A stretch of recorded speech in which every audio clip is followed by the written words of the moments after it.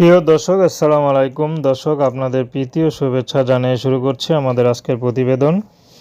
তো দর্শক, আজকে আমরা মেয়ের গল্প তুলে ধরব, যার নাম হচ্ছে সুরমা। সুরমার বিয়ে শাদী হয়নি। সুরমার বাবা আগে দুইটা রিক্সা ছিল, 2টা থেকে 5টা, 5টা থেকে 10টা, কিন্তু একসময় তারা সব নিঃস্ব হয়ে যায়, কারণ রিক্সাগুলো সব পুড়ে যায় গ্যারেজে আগুন লাগিয়ে। তো এখন তারা একবারে নিঃস্ব। তো তার কয়দিন পরেই তার বাবাটা মারা যায়।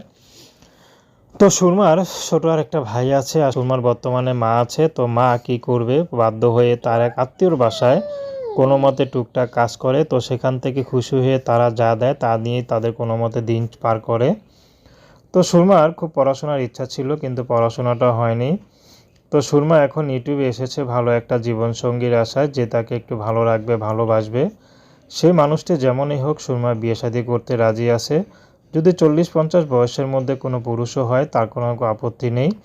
অনেক পুরুষ তো আছে, বিয়ে করেছে কিন্তু সংসারে শান্তি নেই, অশান্তি।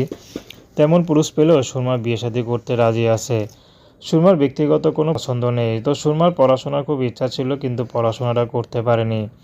তো বর্তমানে সুরমা চাচ্ছে যদি ভালো একটা স্বামী ঘর পায়, তাহলে বাকি জীবনটা তার সাথেই কাটিয়ে দিবে। তো দর্শক, এই ছিল সুরমার জীবনের সংক্ষিপ্ত জীবন কাহিনী। প্রেম, ভালোবাসা, বিয়ে শাদী আপনাদের ব্যক্তিগত ব্যাপার।